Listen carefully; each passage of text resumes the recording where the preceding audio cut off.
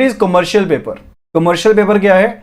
This is unsecured money market instrument जो कि promissory note की फॉर्म में इशू किया जाता है। तो कमर्शियल पेपर क्या है? This is unsecured money market instruments. तो ये इनेबल करता है कि जो हाईली रेटेड कॉर्पोरेट बोरोअर्स हैं वो अपनी शॉर्ट टर्म बोरोइंग्स के सोर्सेज को डाइवर्सिफाई कर पाए, यानी कि वो शॉर्ट टर्म बोरिंग्स जो और सोर्सेज से कर रहे हैं उसके अलावा एक और सोर्स उनके पास बन गया यहां पर, that is a commercial paper. ठीक है, तो ये क्या है? अनसिक्योर्ड मनी मार्केट इंस्ट्रूमेंट है। मनी मार्केट इंस्ट्रूमेंट वो रहते हैं जहां पर जो टोटल टेन्योर रहता है 1 साल से कम रहता है। तो ये भी वही चीज है। तो यहां पर हाईली रेटेड जो कॉर्पोरेट बोरोअर्स हैं इनका इस्तेमाल कर सकते हैं अपने शॉर्ट टर्म बोरिंग्स के सोर्सेज को डाइवर्सिफाई करने के लिए।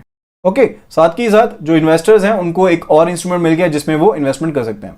तो जो भी प्राइमरी डीलर्स हैं या फिर जो फाइनेंशियल इंस्टीट्यूशंस हैं, ऑल इंडिया फाइनेंशियल इंस्टीट्यूशंस हैं, उनको परमिट किया गया है कि वो कमर्शियल पेपर को इशू कर सकते हैं ताकि वो अपनी शॉर्ट टर्म जो भी फंडिंग रिक्वायरमेंट्स है ऑपरेशंस के लिए उनको फुलफिल कर पाए।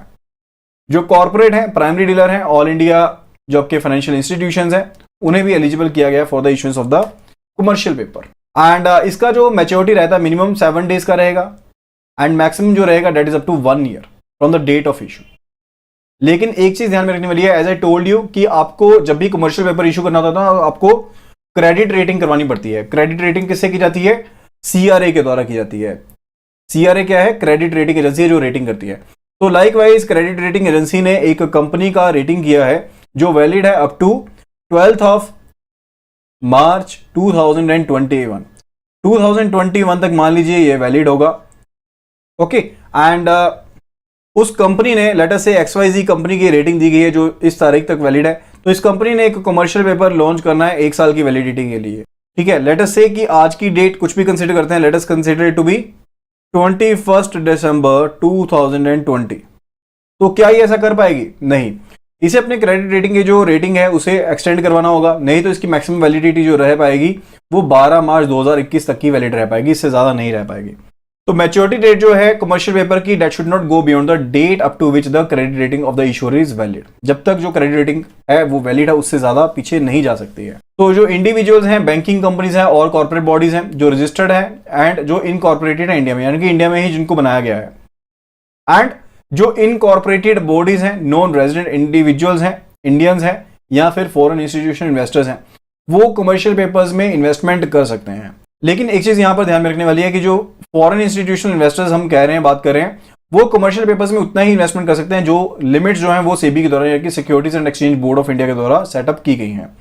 तो जितने भी एलिजिबल पार्टिसिपेंट्स हैं उनको क्रेडिट रेटिंग ऑब्टेन करवानी पड़ती है regarding the issuance of the commercial paper.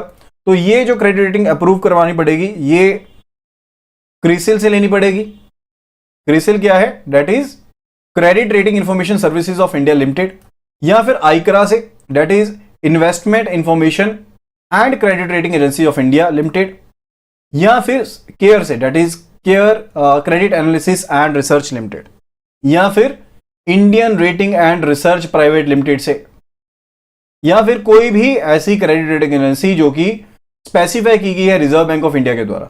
Okay, तो ये क्रेडिट एजेंसीज हैं जिसको मेनली यहां पर स्पेसिफाई किया गया है।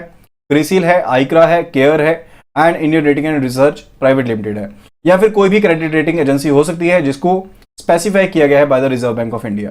एंड जो फर्दर बैंक्स हैं इनको फ्रीडम दी गई है रिगार्डिंग कि जो भी प्रोसीजर ये लेना चाहते हैं, जब अपने इन्होंने किस तरह की लोन फैसिलिटी प्रोवाइड करनी है for the commercial paper by the way of credit enhancement या फिर कोई स्टैंड बाय फैसिलिटी देनी है। जनरली क्या रहता है कि जो बोरोअर्स हैं जो कमर्शियल पेपर का इस्तेमाल करते हुए पैसा उठाना चाहते हैं वो बैंकर्स से NOC लेते हैं, नो ऑब्जेक्शन सर्टिफिकेट लेते हैं, यानी कि जो भी working capital facility, credit facilities वो इस्तेमाल कर रहे हैं उसके रिगार्डिंग उनको NOC लेना पड़ता है।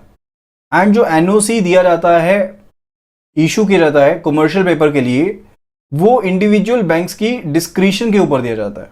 एंड अगर कोई बोरोअर कमर्शियल पेपर को इशू करने जा रहा है तो उनकी जो वर्किंग कैपिटल लिमिट्स हैं उनको प्रोपोर्शनेटली रिड्यूस किया जा सकता है। आप एक चीज को ध्यान से समझिएगा, कमर्शियल पेपर क्या है? एक इंस्ट्रूमेंट है जिसके थ्रू आप इन्वेस्टर्स से पैसा लेंगे, यही चीज है ना। जब आपके पास कमर्शियल पेपर के थ्रू ऑलरेडी फंड्स आ चुके हैं जिनका इस्तेमाल आप वर्किंग कैपिटल के तौर कर सकते हैं, तो दो चीजें, या तो आपने एक फिक्स्ड एसेट को क्रिएट करना है, ठीक है, या फिर आपने क्या करना है, एक अपने जो वर्किंग कैपिटल की रिक्वायरमेंट्स है उनको फुलफिल करना है पैसा उठा के, ये तो नहीं है कि आप मार्केट से पैसा उठाएंगे उसको वेकेंट रख लेंगे।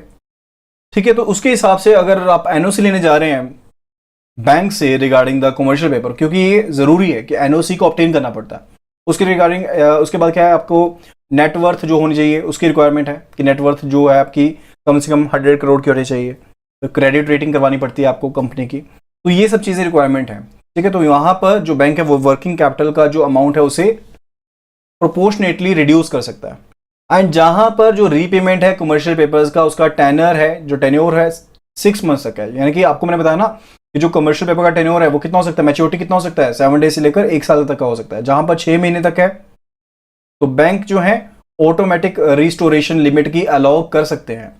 जहां पर जो टेनर है वो 6 महीने तक है तो ऑटोमेटिक रिस्टोरेशन हो सकती है, यानी कि पहले आपने लिमिट को कम कर दिया लेकिन बाद में अगर 6 महीने तक का टेनर है तो आप रिस्टोर कर देंगे लिमिट को। लेकिन जहां पर जो कमर्शियल पेपर का टेनर है 6 महीने तक का है लेकिन 12 महीने से कम है एंड अकाउंट अभी रिव्यू के लिए ड्यू नहीं हुआ है, तो वहां पर तो आप क्या कर सकते हैं, ऑटोमेटिक रिस्टोरेशन अलाउ कर सकते हैं। वहां पर क्या है, ऑटोमेटिक आप रिस्टोरेशन अलाउ कर सकते हैं प्रोवाइडेड कि अकाउंट अदरवाइज ऑर्डर में, यानी कि जो भी इंटरेस्ट पे करना था वो पे किया गया है, जो भी स्टेटमेंट्स देनी थी वो पे की गई, यानी कि जो भी आपकी रिक्वायरमेंट्स थी आप उनको फुलफिल करते रहे। एंड अगर कंसोर्शियम अकाउंट है, वर्किंग कैपिटल कंसोर्शियम अकाउंट के तहत की गई है, तो वहां पर भी जो मेंबर्स ऑफ कंसोर्शियम है वो ऑटोमेटिक रिस्टोरेशन कर सकते हैं। ठीक है, तो कहने का मतलब है जहां पर कमर्शियल पेपर की जो मैच्योरिटी है वो 6 महीने से ज्यादा है लेकिन 12 महीने से कम है एंड अभी रिव्यू जो था वो ड्यू नहीं हुआ है, उसके केस में फिर से ऑटोमेटिक आप कर सकते हैं। लेकिन जहां पर जो टेनर है वो 6 महीने से ज्यादा है, 12 महीने से कम है, अकाउंट रिव्यू के लिए ड्यू है, तो रीस्टोरेशन जो लिमिट की जाएगी सिर्फ और सिर्फ रिव्यू के बाद की जाएगी। यानी कि पहले रिव्यू किया जाएगा जैसे हम दूसरे अकाउंट्स में करते हैं, उसके बाद ही आप रीस्टोर कर पाएंगे लिमिट को।